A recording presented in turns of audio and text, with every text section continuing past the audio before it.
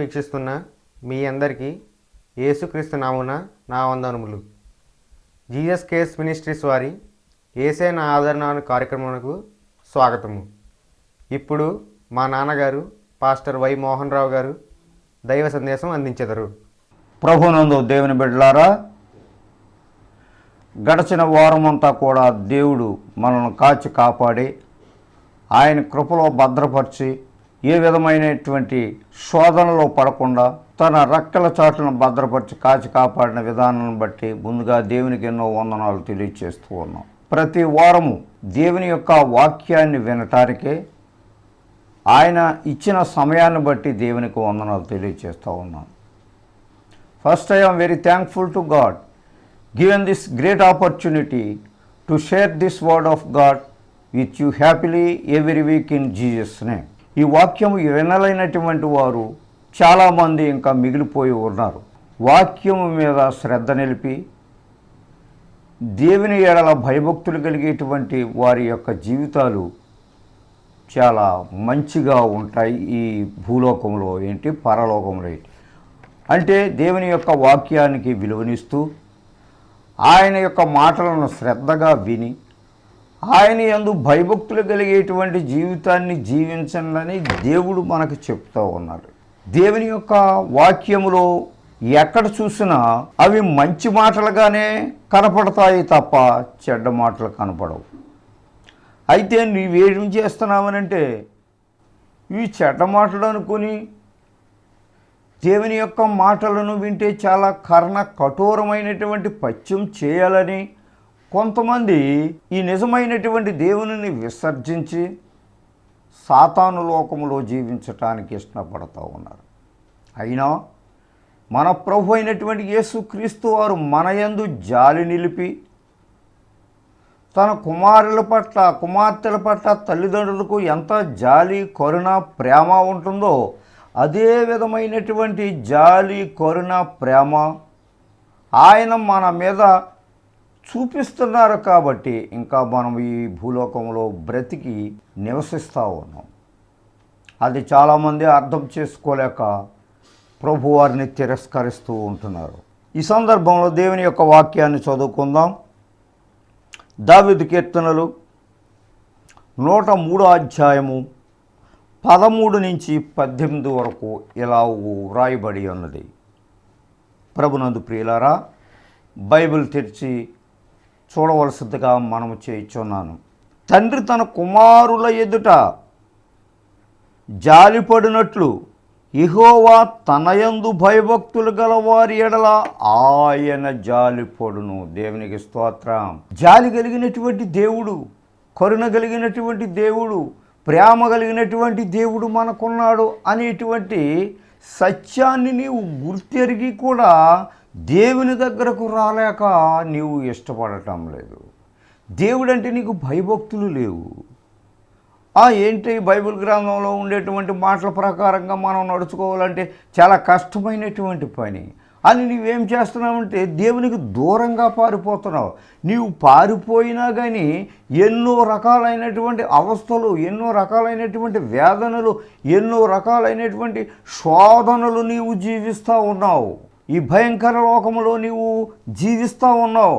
అయినా కానీ నా కుమారుడు, నా కుమార్తె చెడిపోవటం, సాతాను యొక్క హస్తాలలో జీవించటం నాకు ఇష్టం లేదు అని అనుకొని దేవుడు నీ ఎడల ప్రత్యేకమైనటువంటి జాలితో నిన్ను పిలుస్తూ ఉన్నారు. ఆ ప్రేమించేటువంటి మనస్తత్వం దేవునికి ఉంది. ఈ లోకంలో ఉండేటువంటి ఈ బంధుమిత్రులకు నీ ఎడల ప్రేమ లేకపోవచ్చు, నీ ఎడల జాలి లేకపోవచ్చు, నీ ఎడల కరుణ లేకపోవచ్చు. అయితే నిన్ను కని పెంచినటువంటి ఆ దేవునికి నీ మీద అమితమైనటువంటి ప్రేమ కరుణ కలిగి ఉన్నాడు. తండ్రి తన కుమారుల ఎడల జాలిపడినట్లు యెహోవా తన యందు భయభక్తులు గల వారి మీద జాలిపడును. అయితే నీ కుటుంబంలో చూస్తున్నావు ఎటువంటి వారో, నీ కుటుంబంలో చూస్తున్నావు మీ అన్న ఎటువంటి వాడో, నీ కుటుంబంలో చూస్తున్నావు నీ బంధుమిత్రులు ఎటువంటి వారో, అయినా నీ దేవుడు జాలి, ఆయన ఇచ్చేటువంటి కరుణ, అతీతమైనటువంటిది. నువ్వెవరైనా స్నేహితుల దగ్గర ఏదైనా ఒక వస్తువును నువ్వు స్వీకరించినప్పుడు ఆ వస్తువును మనం తిరగాలి, డబ్బే కానీ ఇంకొకటే కానీ. అయితే దేవుడే నీకు అది అనుగ్రహించినప్పుడు నీవు ఆయనకి ఇవ్వాల్సినటువంటిది ఏమి కాదు. దేవుడే నీకు సమస్తాన్నే దయచేస్తూ ఉన్నాడు.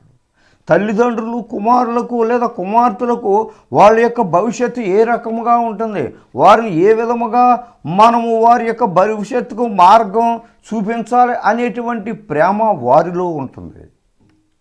అయితే నిన్ను కనిపించినటువంటి దేవునిలో ఇంకా అమితముగా ఉంటుంది. ఎప్పుడు ఆయన యందు నీవు భయభక్తులు కలిగేటువంటి జీవితాన్ని నీవు ప్రసాదించింది. జీవితాన్ని నీకు ఉన్నప్పుడు, ఆయన యందు భయభక్తులు కలిగేటువంటి మనస్తత్వం నీకు ఉన్నప్పుడు, ఈ మనస్తత్వం భయభక్తులు కలిగేటువంటి మనస్తత్వం ఎలా వస్తుందా అని అంటే నీవు సాతాను యొక్క బంధకాల నుంచి నీవు తెంపుకొని బయటకు రావాలి. అలా బయటకు వచ్చిన నాడే నీవు దేవునిలో నిజమైనటువంటి మనస్సును నిలపగలుగుతావు. కాబట్టి దేవునిలో భయం ఉంటే నీకు సాతాను యొక్క కబంధ హస్తాల్లో నుంచి నువ్వు బయటకు వస్తావు. ఆ ప్రార్థన చేసుకుంటావు. దేవునిలో గొప్పగా జీవించాలనేటువంటి మనస్తత్వం నీకు కలుగుతుంది. ఒకవేళ ఈ విషయాలు నీకేమీ తెలియలేకపోవచ్చు. ఈనాడైనా నీవు తెలుసుకొని దేవుని యొక్క వాక్యాన్ని విని ఆయన తట్టు తిరగాలని దేవుడు నిన్నుతో మాట్లాడుతూ ఉన్నాడు.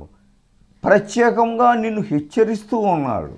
కాబట్టి దేవుని యొక్క మాటలను అతి శ్రద్ధగా అయిన వాటి ప్రకారముగా జీవించేటువంటి ఆ భాగ్యాన్ని సొంతం. మనము విస్తరింపబడిన రీతి ఆయనకు తెలిసే ఉన్నది. మనము నిర్మించబడిన రీతి ఆయనకు తెలిసే ఉన్నది. మనము ఏ విధముగా నిర్మించబడ్డామో, గర్భములో పుట్టక మునుపు నేను నిన్ను రూపించి తిని, అలా గర్భములో నీవు ఉండక మునిపే దేవుడు నీ యొక్క స్థితిగతులను వ్రాసిపెట్టి ఉంచాడు. చూసారు ఎంత గొప్ప దేవుడు. ఆ ప్రకారంగా నీ జీవితం ముందుకు సాగుతుంది తప్ప నువ్వు అనుకునేటువంటి రీతిలో ముందుకు సాగదు. ఎందుకంటే దేవుడు నిన్నెప్పుడో నిర్మించేశాడు. రీతి ఆయనకు తెలిసే ఉన్నది. నీవు కూర్చుండుట లేచుట ఆయనకు తెలిసే ఉన్నది. ఎప్పుడు నీవు భూమి మీద వచ్చిన తరువాత. అయితే భూమి మీదకు రాక మునిపే నీవు ఏ స్థితిలో ఉన్నావు, గర్భంలో నీవు ఏ స్థితిలో ఉన్నావు, మంచి అవయవాలను నువ్వు కలిగి ఉన్నావో లేదు, ఈ యొక్క నిర్మాణం అంతా కూడా ఆయన చేత నిర్మింపబడి ఉన్నదని నీవు తెలుసుకో.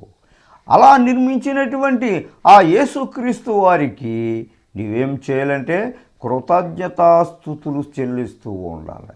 దేవుని యందు భయభక్తులు కలగాలినటువంటి వారిని ఆయన జాలిపడును అని ముందు మనం చదువుకున్నాం కదా. ఆ విధమైనటువంటి రీతిలోనే నీవు ఏమి చేయాలంటే దేవునికి కృతజ్ఞతాస్తుతులు చెల్లిస్తూ ఉండాలి. దేవుడంటే లెక్కలేని స్థానంలో, లెక్కలేని స్థితిలో నీవు జీవించకూడదు. ఎందుకంటే జాలి గడిగినటువంటి దేవునిని నీవు తృణీకరించినట్లు. మనము నిర్మింపబడిన రీతి ఆయనకు తెలిసే ఉన్నది.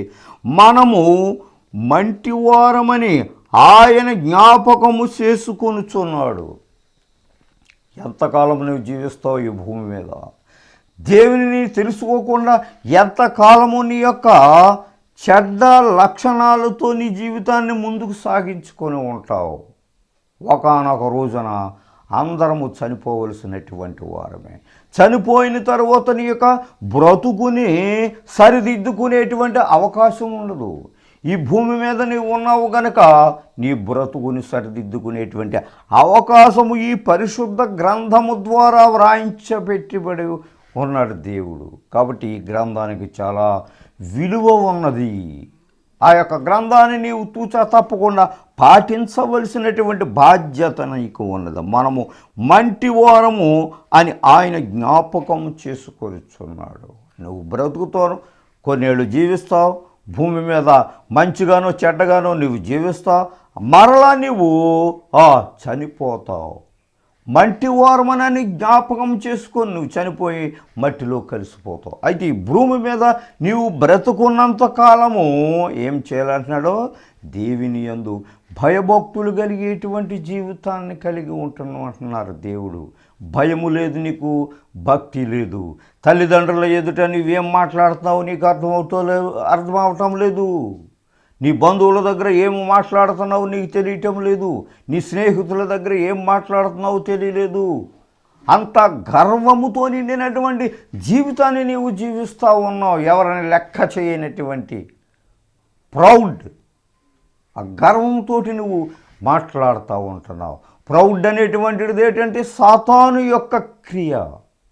సాతాను యొక్క లక్షణాలు ఉంటేనే ఆ విధమైనటువంటి మనస్తత్వంతో ఈ లోకంలో నీవు జీవిస్తావు. నాకేటి, నేనే గొప్పవాడని, అందరికంటే నేను ఉన్నతమైనటువంటి స్థానంలో ఉండేటివాడిని. ఎంతకాలము నీవు ఉన్నతమైన స్థానంలో ఉంటావు? మనమందరము కూడా మంటి వారము అని ఆయన జ్ఞాపకం చేసుకుని దేవుడు చెప్తా ఉన్నాడు. నీవు కొంతకాలమే భూమి మీద బ్రతుకో.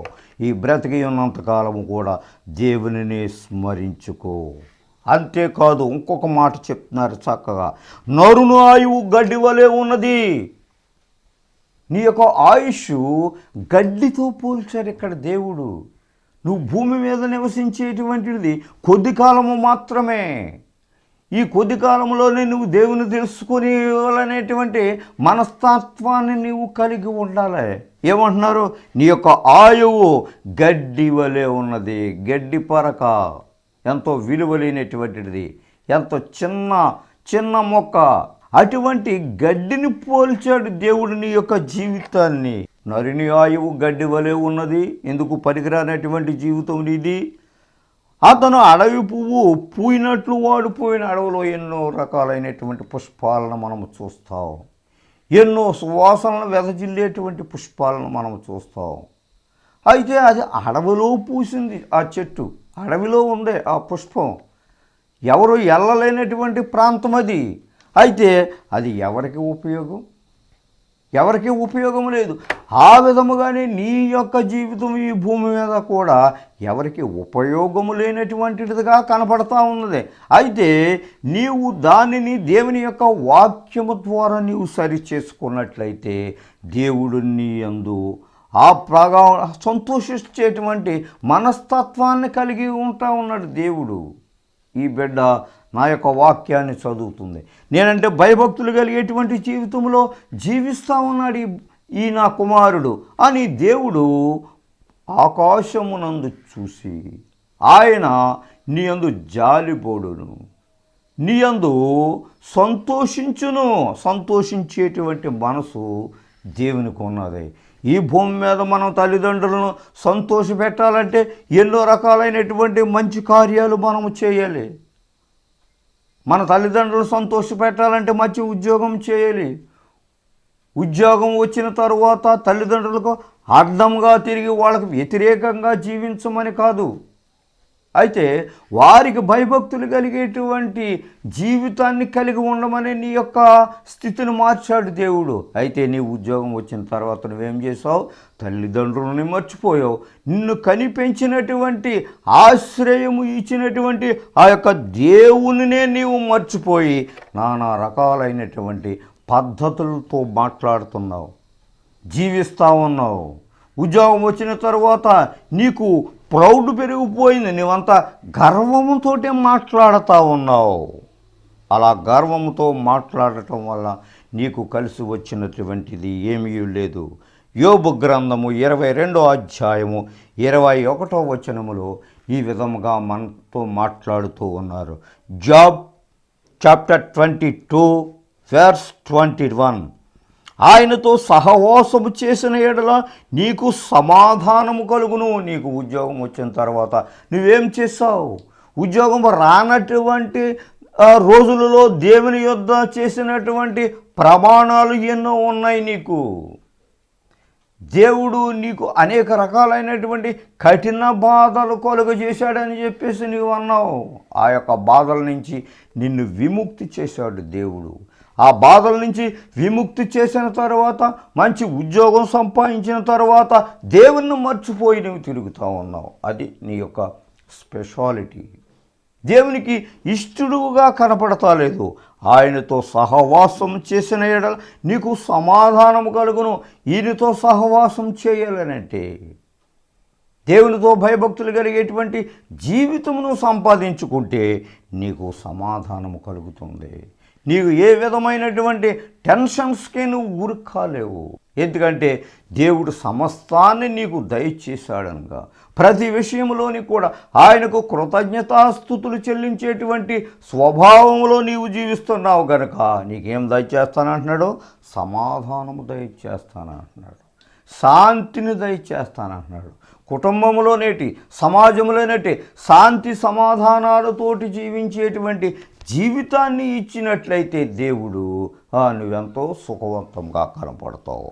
అలాగున నీకు మేలు కలుగును. God will give you all those things. కాబట్టి దేవుడు ప్రతి విషయాన్ని ప్రతి విషయంలోనూ ప్రతి మేలు చేయటానికి దేవుడు ఆయన సంసిద్ధుడై ఉన్నాడు. ఎందుకని? ఆయనతో సమాధానం కలిగి ఉంటున్నావు కాబట్టి. ఆ సమాధానాన్ని కలిగేటువంటి జీవితాన్ని నీవు అలవాటు చేసుకోమని చెప్పేసి దేవుడు చెప్తా ఉన్నాడు. 17వ వచనంలో ఆయన నిబంధనను గైకొనుచు ఆయన కట్టడలను అనుసరించి నడుచుకొని వారి మీద, ఆయన కట్టడలను అనుసరించి నడుచుకోవాలని చెప్తున్నారు. ఆయన కట్టడలనంటే ఆయన ఇచ్చేటువంటి వాక్యము, ఆయన ఇచ్చేటువంటి ఆజ్ఞలు, నువ్వేమి చేయాలి ఏమి చేయకూడదు అనేటువంటి ఆ జ్ఞానాన్ని నీవు సంపాదించుకో. నీ ఎంతసేపు చెప్పినా కానీ నీవు ఈ విధమైనటువంటి మంచి నడకలో నీవు నడవటానికి ప్రయత్నం చేయి అని దేవుడు నీకు చెప్తా ఉన్నాడు. ఆ యొక్క మంచి నడక నీలో ఏమీ లేదు కాబట్టే నీకు కుటుంబంలో సమాధానం కనపడతా లేదు. నీవు అనుకునేటువంటి కోరికలు నెరవేర్చటం లేదు, నెరవేరలేకపోతున్నాయి. ఎందుకనంటే దేవునికి విరుద్ధంగా నీవు జీవిస్తున్నావు కాబట్టి. ఆయనతోటి నీకు సహవాసము లేదు అని అనుకుంటున్నావు. ఆయనలో నీకు ప్రార్థనా జీవితం లేదని నీవు అనుకుంటున్నావేటి? ప్రార్థనా జీవితం నీకు లేదు కాబట్టి నీకు శాంతి సమాధానము దొరకటం లేదు.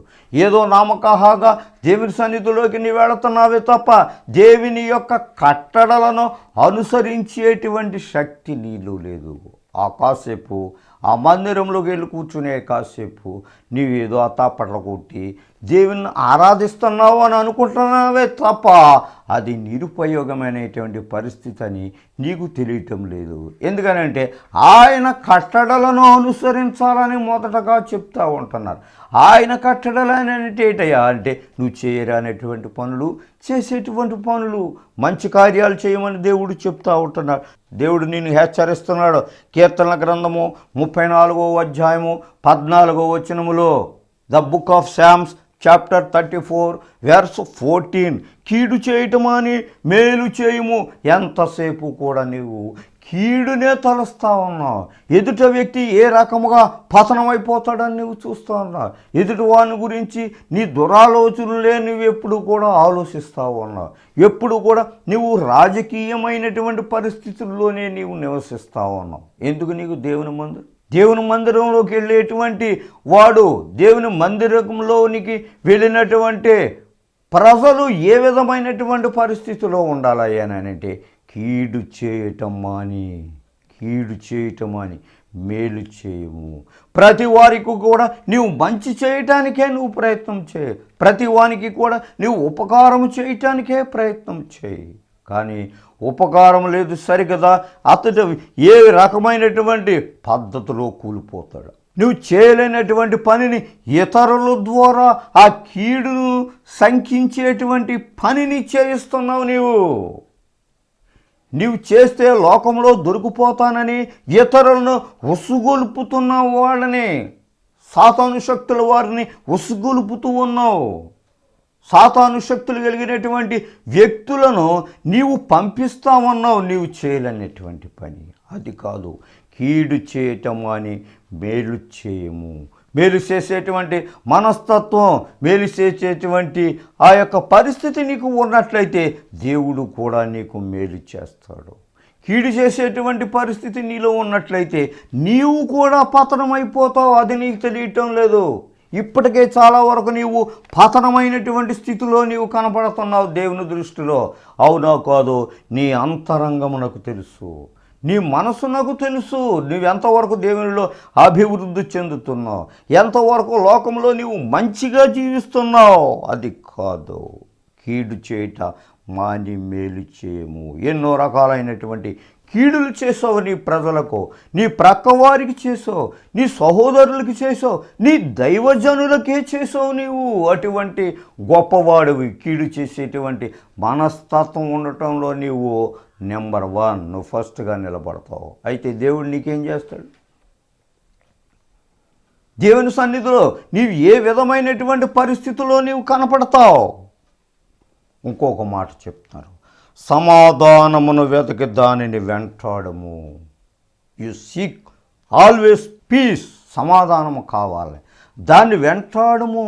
సమాధానాన్ని కలిగి నువ్వు ఉండు, దానిని వెతుకు, దానిని వెంటాడు. ఆ సమాధానము నీకు రాదు, ఆ సమాధానము నీకు లేదు. దానిని వెంటాడేటువంటి పరిస్థితి నీలో అసలు కనబడటం లేదు. ఆ సమాధానం అంటే నీకు తెలియటం లేదు. ఇతరులకు మంచిగా జీవించేటువంటి ఆ యొక్క మనస్తత్వం నువ్వు లేకుండా ఉంటున్నావు. ప్రతి వారితోటి యుద్ధాలే నీకు. ఈ సమాజంలో నీవు ఇస్తున్నావంటే నీవు సాతాను శక్తులు కలిగేటువంటి మైండ్ నీలో ఉంది, కాబట్టి నీకు సమాధానం దొరకటం లేదు.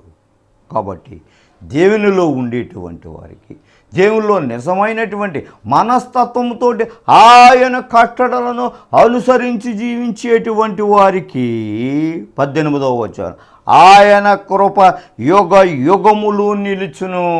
ఆయన ఆశీర్వదించేటువంటి ఆ యొక్క మనస్తత్వం కలిగి ఉంటాడు మన దేవుడు. ఎందుకనంటే నువ్వు చేసినటువంటి భక్తి, నువ్వు చేసినటువంటి మంచి కార్యాలు ఆయనలో ఉన్నాయి కాబట్టి ఆయన కృప యుగ యుగములు కూడా నీ మీద నిలుస్తుంది. అంతేకాదు ఆయన నీతి వారికి పిల్ల పిల్ల తరములు నివసించును. దేవునికి స్తోత్రం, హల్లెలూయా. నీకే కాదు, నీ పిల్లలు, ఆ పిల్లలకు పుట్టినటువంటి పిల్లలు, పిల్ల పిల్ల తరములు కూడా ఏమంటున్నారు? ఆయది నీతి వారి మీద నిలుచును. ఆయన కృప యుగ యుగములు నిలుచును. ఆయన కృప కావాలనంటే, ఆయన నీతి కావాలనంటే నువ్వు నిజమైనటువంటి ఆ యేసుక్రీస్తు వారిని స్వంత రక్షకుడుగా అంగీకరించు. నీలో ఉండేటువంటి పాపములన్నింటినీ కూడా తొలగించి వేయాలని నువ్వు ప్రార్థన చేసుకో. ఆయనను నమ్ము నిజమైనటువంటి రక్షకుడని. నమ్మి బాప్తిసము పొందిన వారు రక్షించబడును, నమ్మని వారికి శిక్ష విధించబడును. ఆయన కట్టడలు నువ్వు జాగ్రత్తగా వెతికి ఆయన యందు భయభక్తులు కలిగేటువంటి జీవితాన్ని అలవాటు చేసుకోమని అటువంటి కృప దేవుడు అందరకు దయచేయనుగాక. రోమేలకు రాసిన పత్రిక 12వ అధ్యాయము 3వ వచనం నుంచి 10వ వచనం వరకు ఇలా రాయబడి ఉన్నది. తన్ను తాను ఎంచుకొనదగిన దానికంటే ఎక్కువగా ఎంచుకొనక దేవుడు ఒక్కొక్కనికి విభజించి ఇచ్చిన విశ్వాస పరిమాణ ప్రకారము తాను స్వస్థబుద్ధి గలవాడుటకే తగిన రీతిగా తాను ఎంచుకొనవలనని నాకు అనుగ్రహింపబడిన కృపను బట్టి మీలో ఉన్న ప్రతివానితోనూ చెప్పుచున్నాను. ఒక్క శరీరంలో అనేక అవయవములు ఉండనను ఈ అవయములన్నిటికీ ఒక్కటే పని ఎలాగ ఉండదో అలాగే అనేకులమైన మనము క్రీస్తులో ఒక్క శరీరముగా ఉండి ఒకరికొకరము ప్రత్యేకముగా అవయములై ఉన్నాము. మనకు అనుగ్రహింపబడిన కృపను చొప్పున వేరువేరు కృపావరములు కలిగిన వారమై ఉన్నాము. కనుక ప్రవచన వరమైతే విశ్వాస పరిమాణం చొప్పున ప్రవచింతుము, పరిచర్య అయితే పరిచర్యలోను, బోధించువాడైతే బోధించట్లోను, హెచ్చరించేవాడు హెచ్చరించట్లోనూ పని కలిగి ఉందుము. పంచిపెట్టువాడు శుద్ధ మనసుతోనూ, పై విచారణ చేయవాడు జాగ్రత్తతోనూ, కరుణించేవాడు సంతోషంతోనూ పని కలిగి ఉందుము. మీ ప్రేమ నిష్కపటమైనదై ఉండవలను. చెడ్డదాన్ని అసహించుకుని మంచిదాన్ని అత్తుకుని ఇండుడి. సహోదర ప్రేమ విషయంలో ఒకని యందు ఒకడు అనురాగము గలవారే, ఘనత విషయంలో ఒకరినొకడు గొప్పగా ఎంచుకొనుడి.